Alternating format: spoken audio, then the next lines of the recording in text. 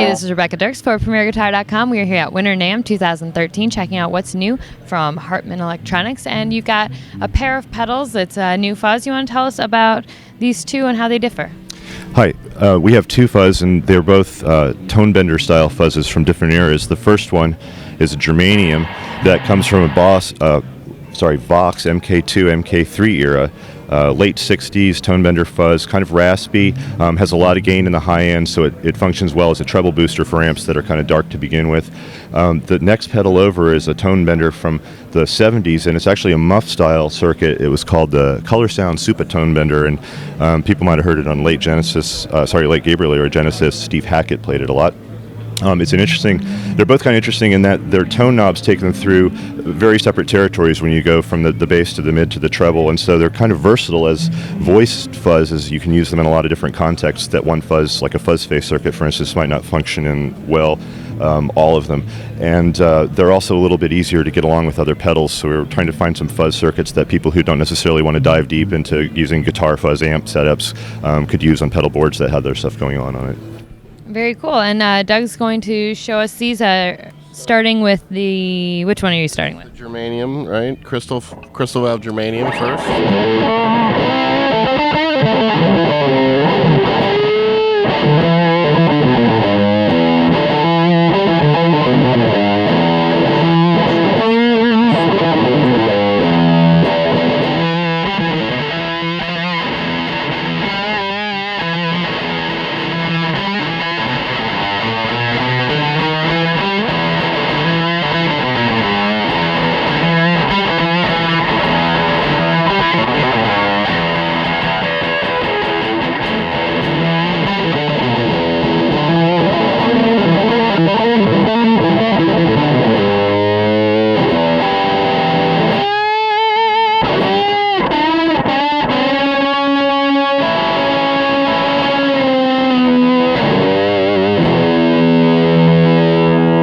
Yeah, there's a lot of different territories, and there's sort of a really warm and sort of woody tone in the first third of the sweep of the tone dial, and then you get into more open, sort of what I think of as the like sort of a barking kind of tone that Germanium can make. And then when you get the tone up and the gain up, it really just pushes the high end, and if you have an amp that's sweet up there, it can really tickle it in the right place. All right, let's hear the other one.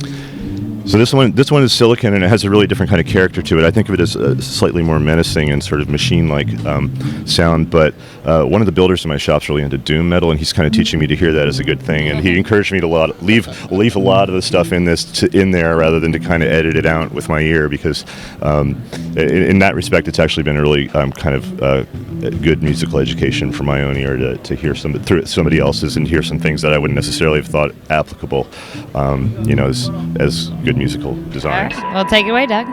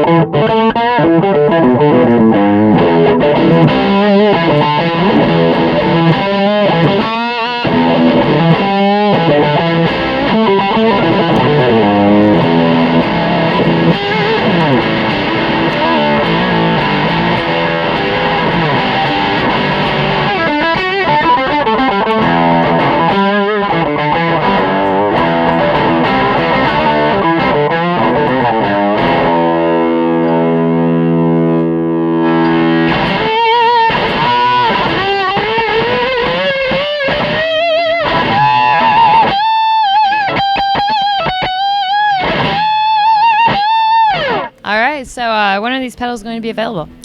We've started shipping them. They actually have a box of them in the hotel right now that are going out when we leave here tonight, and they're there. All right. If people want to learn more about them, where can they go online? www.hartmanpedals, all one word, .com. All right. Thanks a lot, Theo. Thanks, Rebecca. This is Rebecca Dirks for PremierGuitar.com. If you want to check out more of our NAMM coverage, make sure to subscribe to our YouTube channel or head on over to our website at PremierGuitar.com.